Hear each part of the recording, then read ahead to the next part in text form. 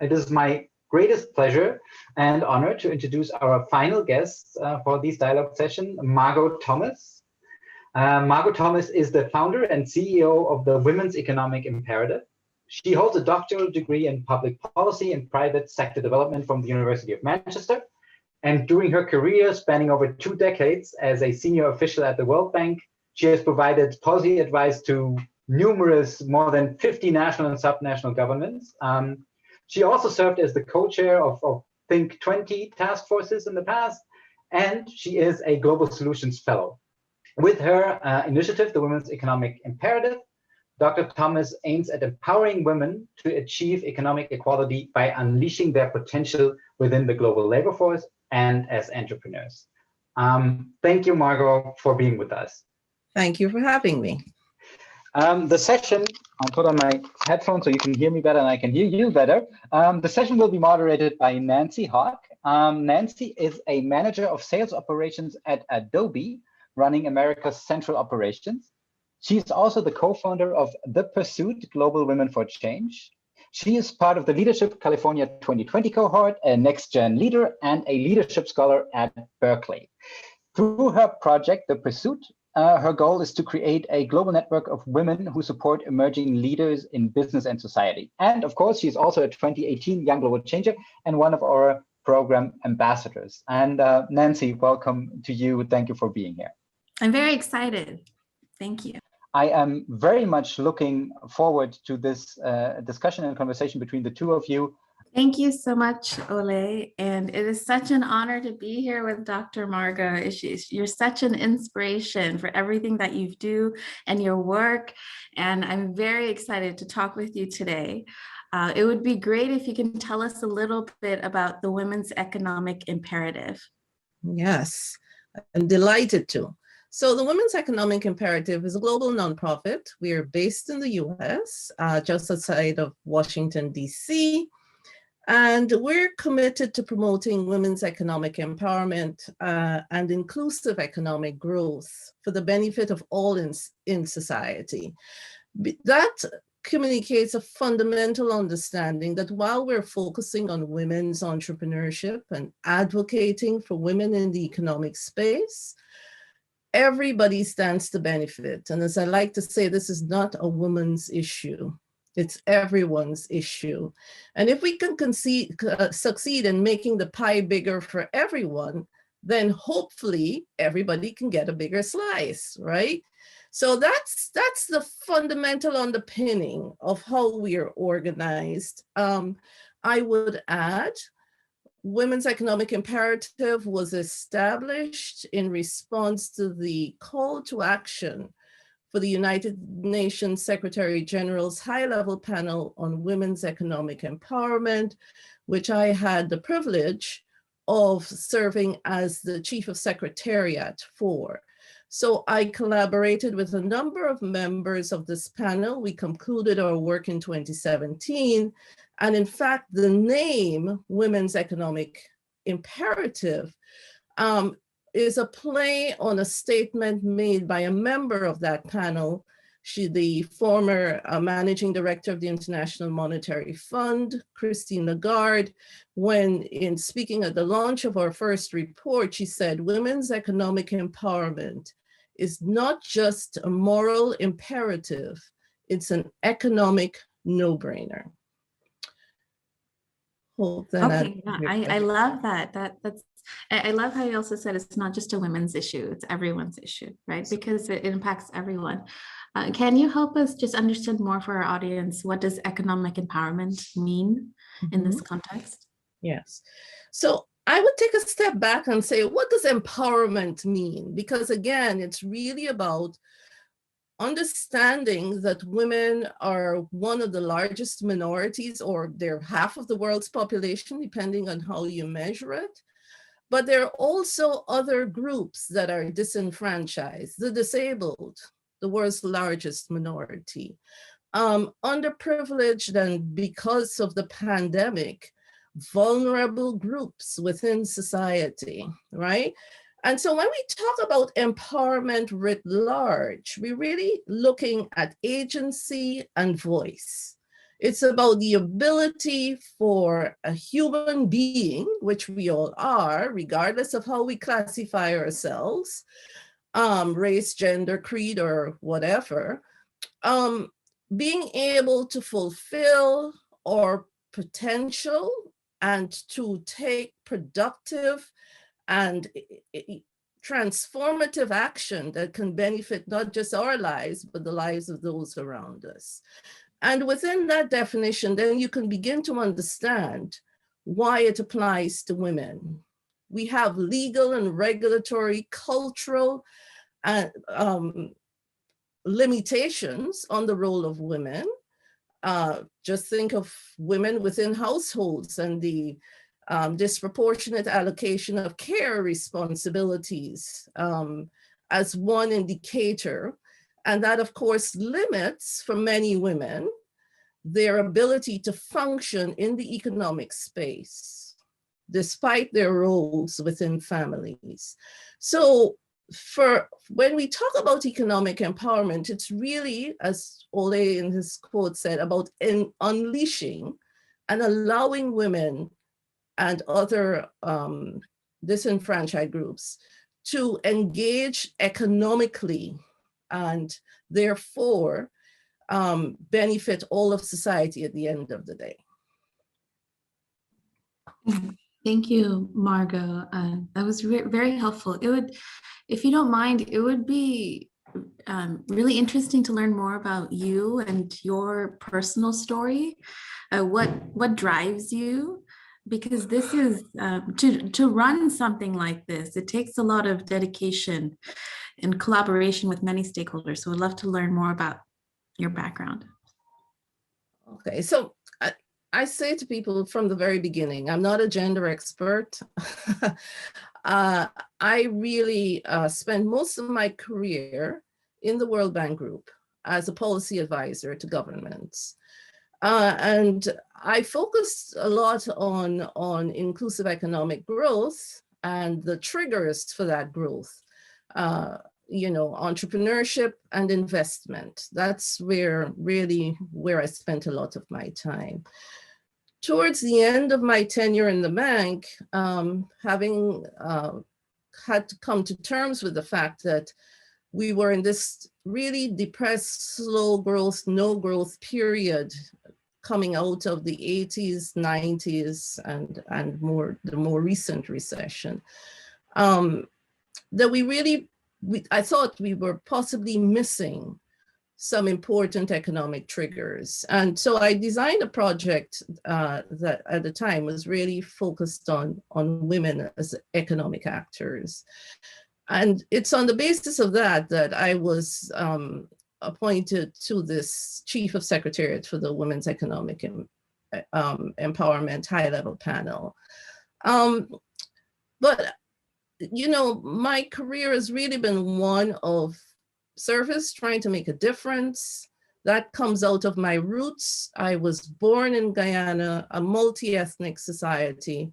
The people on whose shoulders I stand, my mother, my father, my extended family, were incredibly strong people with a sense of purpose and dedication to serving a larger community. So I think you can see all of those strands in who I am today and how I operate and what I try to do.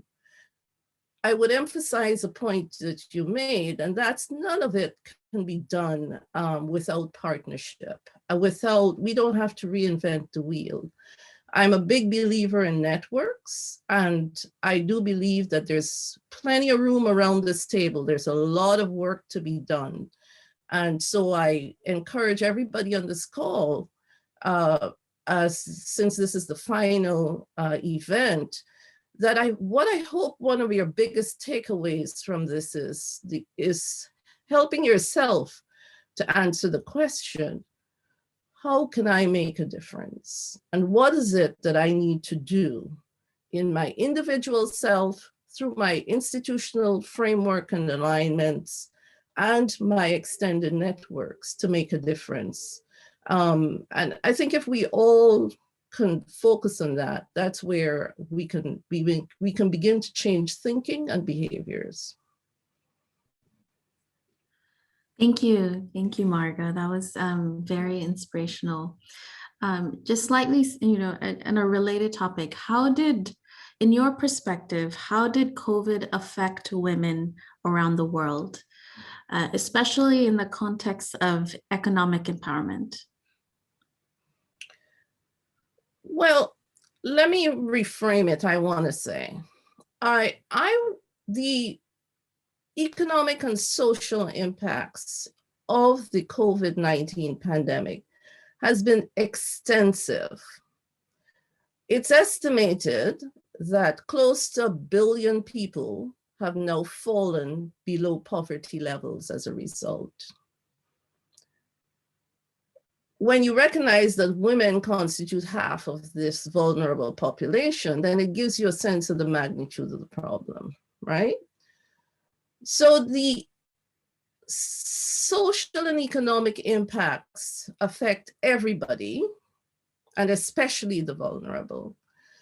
Within that group, because women are disproportionately impacted, they bear the risks and the costs disproportionately, then that impact is even greater.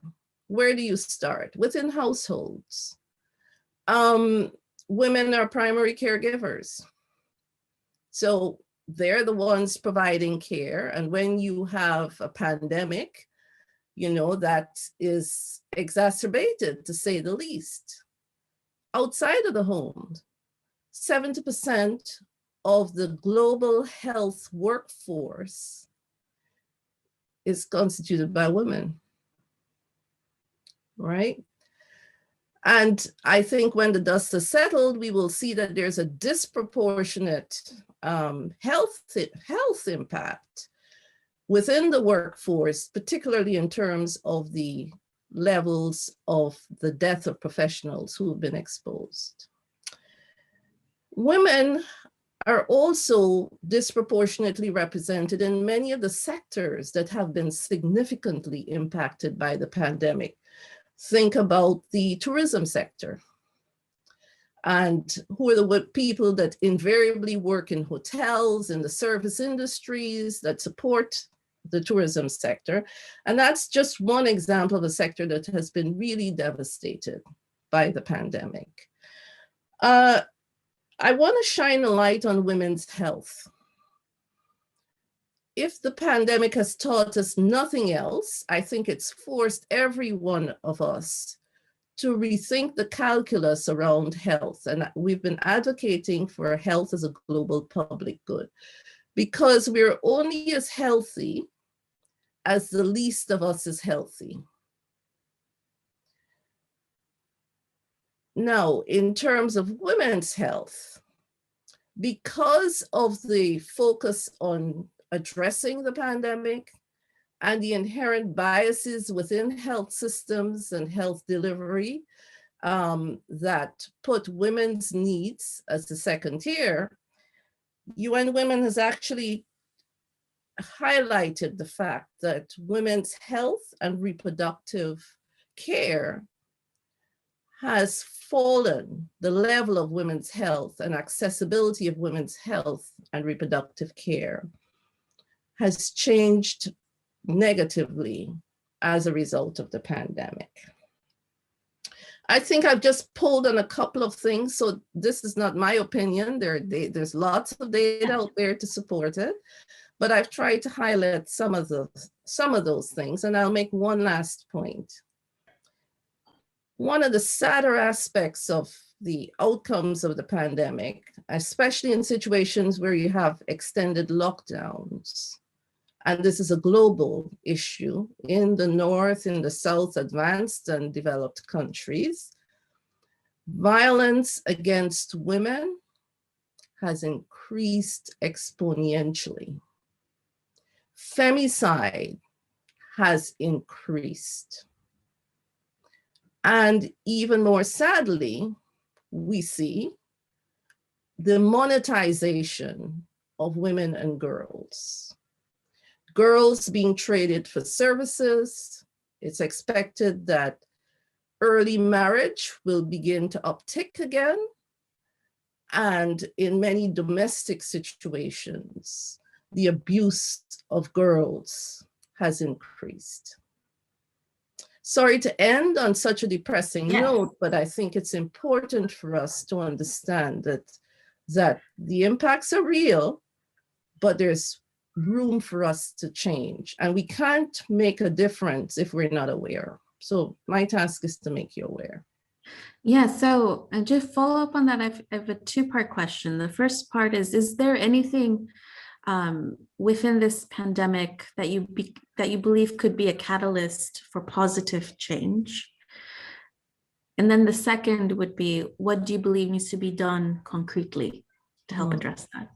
Okay, so I do believe, look, we're all human beings. I think the catalyst for positive change really rests on this stark realization about what I call the calculus of our humanity.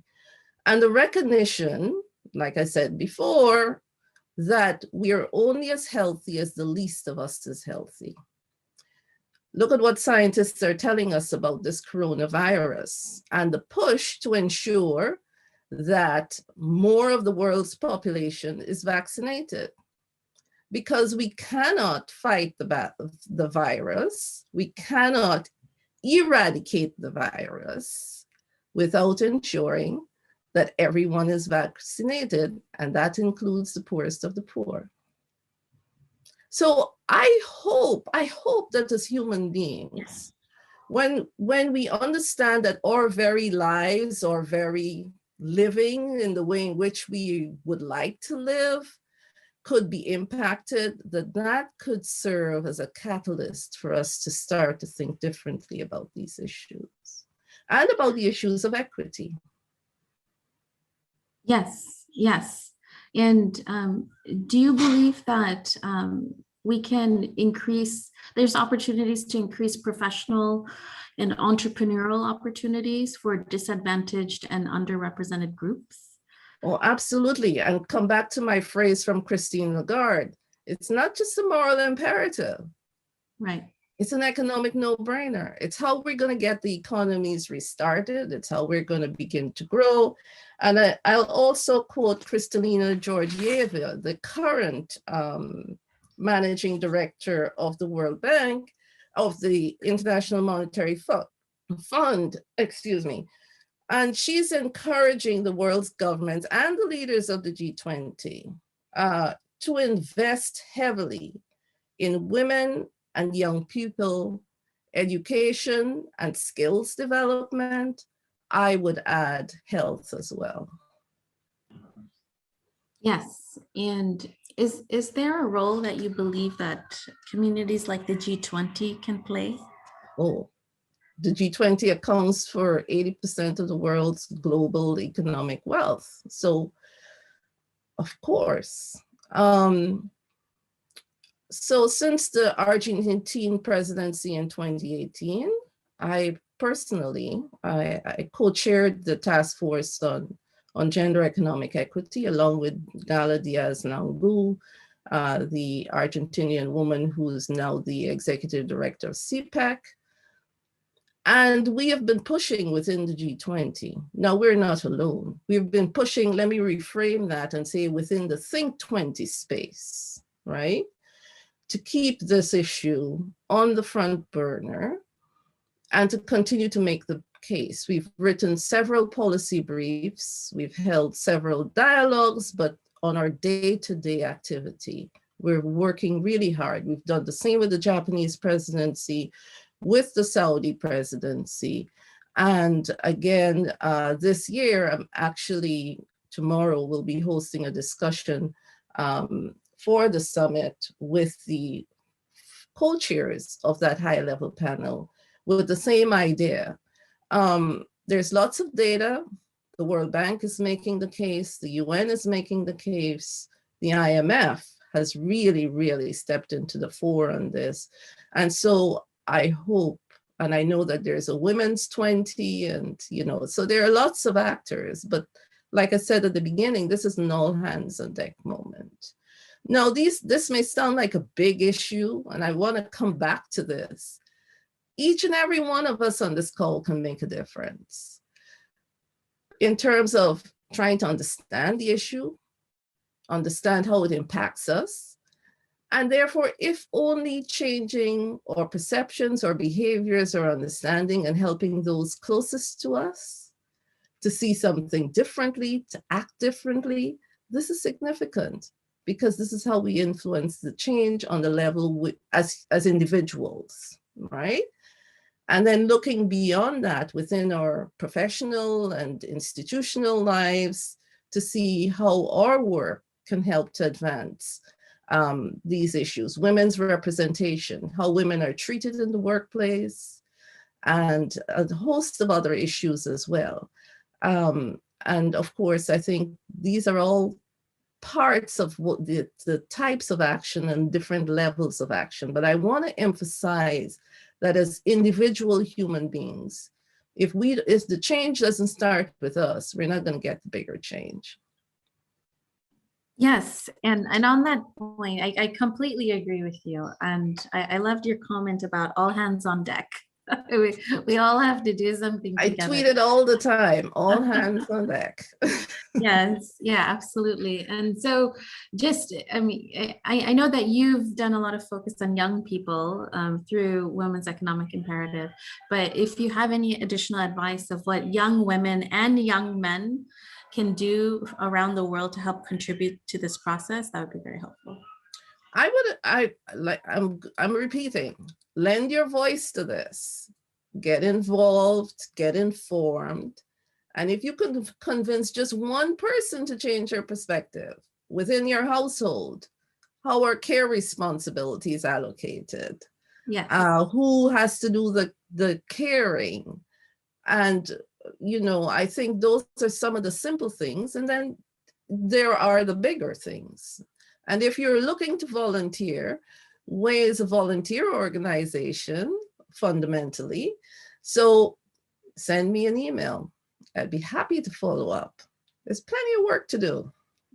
And Dr. Margo is actually wonderful with this. That's actually how I met you. I just, we met at the summit, and then you said, sure, we could find something to do together. And I've learned so much in our interactions. So I would tell this group, you should totally take up that offer.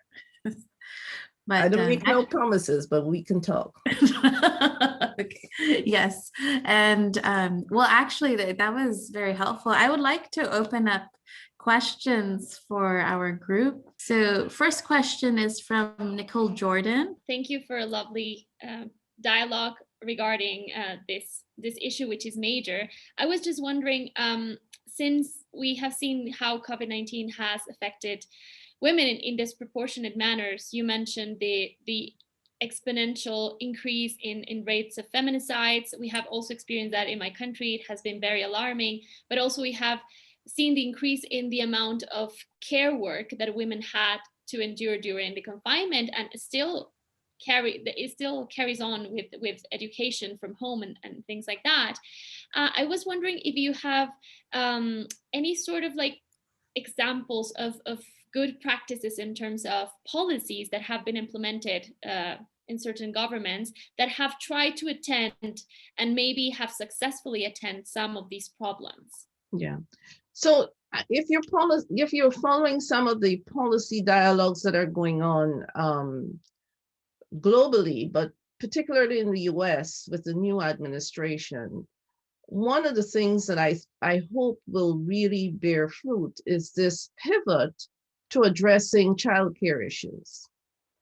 Janet Yellen, the former head of the Federal Reserve, a few years ago said, if we wanted the US economy to grow, make it easier for women to work. Well, the pandemic has really brought that into fore, because women, I think more than 2 million women left the labor force, the US labor force, at the end of 2020. And most of them did that because they had no childcare alternatives, right? Now, US is not the only case. The Scandinavian countries, I think, have done a good job. They've been at this for much longer. But the whole effort at policymaking in order to achieve the fundamental economic goals has shone a light on the need to look at this not as a privilege, not as a welfare benefit, but an inherent and absolutely essential economic issue, right? Mexico has done a really, really good job on digitizing and financial payments or financial support for families. And the reason for using financial payment systems to deliver this aid is to ensure it gets into the hands of the women who support those households, and to limit the abuse or the misdirection of the funding within families. I think that's something that we need to look at even more closely as the world begins to redirect and to try to respond to the economic impacts of the pandemic. So those are two that I would highlight. Just earlier today, I was on a focus group with people who deliver entrepreneurship education in Kenya. Many of them with accelerators and incubators and banks that deliver training. And what we were looking at is the issue of gender bias. So in the sphere of education, for example, I think from a policy perspective, we need to move away from the notion that education is gender blind. We need to recognize that there needs to be differences in the way certain types of education is delivered, but moreover, in terms of the kinds of models and examples that are used that are inherently male and paternalistic. That's another policy area. You asked about several, but just to mention, to give you a sense of the whole spectrum of activity that we have to change. Thank you. Thank you, Dr. Margo. Nicole, did that answer your question? Yes, perfectly. Thank you so much. Thank you. That was a wonderful question. Are there other questions that the group would like to ask? So, do you believe that the only way women issue can be addressed should be through organizations that are women-led? Oh, absolutely not. Men are very important in this equation, which is why I say this is not a woman's issue. This is everybody's issue. And we demonstrate that. Our male champions having men understand the issues of women, even within households, is likely to improve outcomes. But it really emphasizes the fact that it affects everybody. So I commend you for trying to get involved in this space and would be happy to talk with you. Even within a way, the chairman of our board is Amadou Mataba, Senegalese entrepreneur, the executive chairman of All Africa Media, who was also on the high level panel, and is one of the most committed gender champions that I know. And he speaks to it from personal experience. Same for the former president of Costa Rica, who chairs our Council of Advisors. He was the co-chair of the high level panel. So these are important. When I say this is all hands on deck, I mean it. It's men and women alike. Yeah. Thank you. Thank you, Peter. I love the point that you made on care responsibility. It's interesting that the pandemic actually uncovered that as an issue, right? Something to actually address, to make sure. And the statistic that you shared of end of 2020, women have had to drop from the workforce. That's actually proof for that statement. But is there any other recommendations that you have to help kind of highlight that issue more? Yeah, so I want to say, if anything, the pandemic has really brought it into the fore, but this has been an issue for a very long time. And the reality is that most of women's care work is unpaid. And even though I gave the 70% proportion in the formal healthcare labor force, there's a huge informal marketplace. And so the work of care has been systematically undervalued and unaccounted for.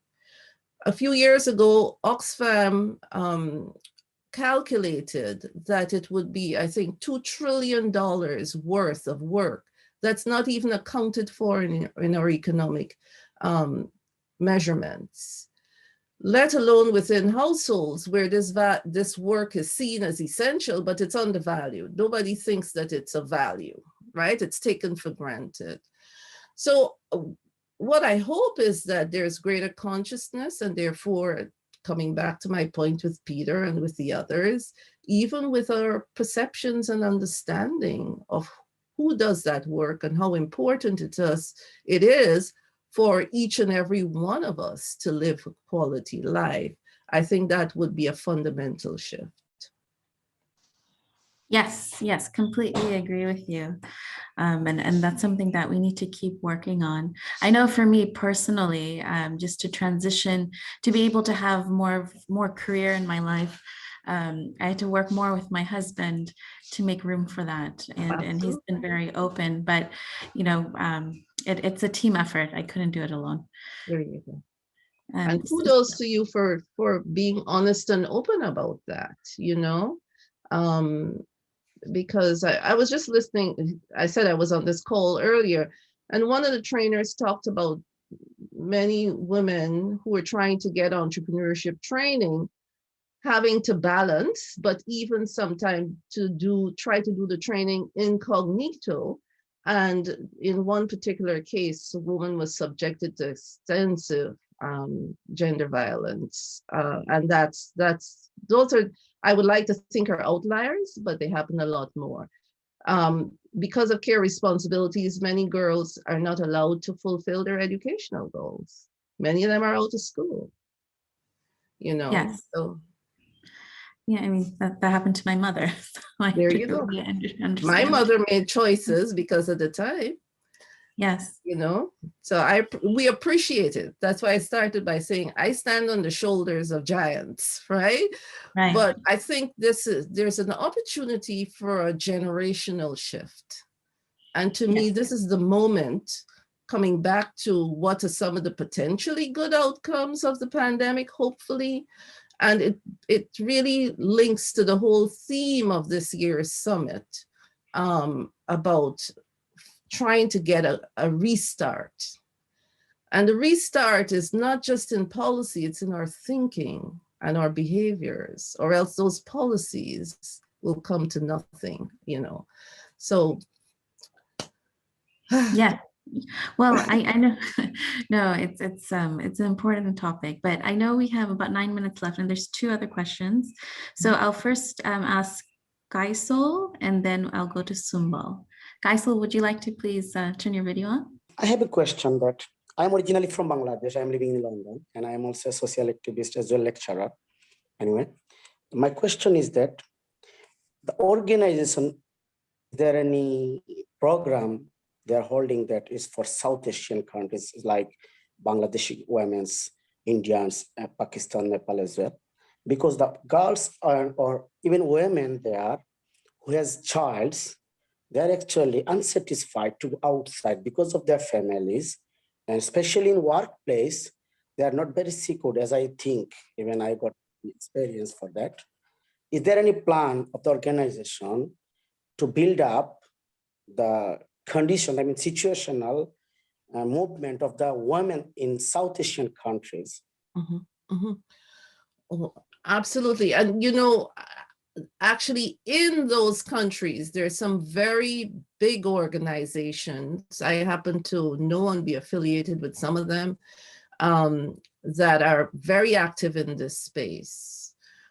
So I don't know about a grand plan, but I do believe that there's significant effort being invested already. But I keep coming back to my phrase. This is all hands on deck. This is a big issue, and we really need to pull together in order to effect the change that is needed. I'd be happy to connect you to some. Tomorrow, Ranana Jabvala, who heads a community-based organization in India. She's based in India, and she actually is also affiliated with WIEGO, the Global Informal Workers Organization. She will be speaking on a plenary panel, and I'd be happy to, make a connection for you. Similarly, in Bangladesh and in Pakistan, there's a whole raft of activity, and including at the UN level as well. Yeah, thank you. And thank you for that question, Kaisal. I'm from Bangladesh as well. So if you need any ideas, happy to also share recommendations.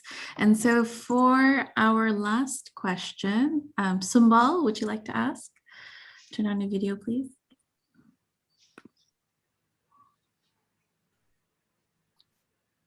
Hi, good evening. Dr. Margo, you're truly a source of inspiration. And I had the pleasure of meeting you 2 years ago, like in 2019, at the Global Solutions Summit. And I really, obviously today's talk is incredibly inspiring again. I really want to touch on what you said earlier about women's health, particularly reproductive health. I mean, you said, during this COVID-19, this reproductive health has been neglected, even at the policy and decision making level. I'm not going to go into it now, but there have been plenty of reports where there have been comments that reproductive health is categorized as non-essential. Yep. And I mean, you don't need a medical background to understand that women's health is not non-essential. We all do understand that. And that a lot of these comments have come from some leaders who happen to be men. And we do, I personally believe that the global health agenda should be feminist, but we do understand that there is a lack of representation and inclusivity at the leadership roles in global health. And there are barriers these exist. What are some of the barriers? What are some of the methods that we can take, to overcome these barriers? Participation and integration of more women in leadership positions. Yes. So there have been a number of techniques to try to force, well, I shouldn't say force, but to really address this. I think one of the most visible, let me give you one. When Antonio Guterres became the Secretary General of the UN, he said he was going to commit to increasing the proportion of women who had agencies within the UN. And he started by appointing his Deputy Secretary General as a former Minister of Education, I think, for Nigeria. And he has, if you were to just go to the UN page, I think he's largely lived up to that promise. So what do I want to highlight? It's not just about making the commitment, but it's being willing to be held accountable and to expend political and personal capital to make it happen. One of the excuses we hear continually, whether it's in the corporate space or the other, is, and again, unfortunately, men tend to do this, is that there are not enough women, they're not qualified enough, the pipeline isn't rich enough. And we see countries that have put in quotas for boards, for example, struggling to make that happen, right? But I think we need pressure in terms of statutory pressure where it's applicable and where it makes sense. But also, I think we need to work to convince people who are in power, because it's really all about power, right? And for some people, they see it as a zero-sum game. If I have to have more women, then I lose something. Yeah. If we can flip that argument so that they understand, if you have more women, you gain something, because there's evidence that shows that women-led enterprises are in fact more efficient and more profitable. So where there's greater representation. The British experimented with the accountability. They actually passed a regulation to require firms to report on distribution, report also on pay equity. Pay equity is another huge issue in this space. Women don't get paid as much as men, plain and simple, right? On average. So I think there are a number of levers there that we need to push. For the benefit of everyone else on this call, I just want to read out 4 stats to give you a sense of, particularly in the health field. Before the pandemic, 810 women died every day from preventable causes related to pregnancy and childbirth. In sub-Saharan Africa, only 60% of births are attended by skilled health personnel. In Brazil, the maternal death rate due to COVID-19 is 2 times higher among Black women than among white women. In Azerbaijan and Turkey, 60% of women have had trouble accessing gynecological and obstetric care as a result of COVID-19. These are numbers on the UN Women website. I just pulled them off today. It's real. Thank you. Thank you so much, Dr. Margo. Your words and your knowledge today is something for us to reflect on. I ask everyone here to think about what they can do for this topic, for this issue, ways to get involved. And thank you so much again for joining us, Dr. Margo. Thank you. It's my pleasure, always.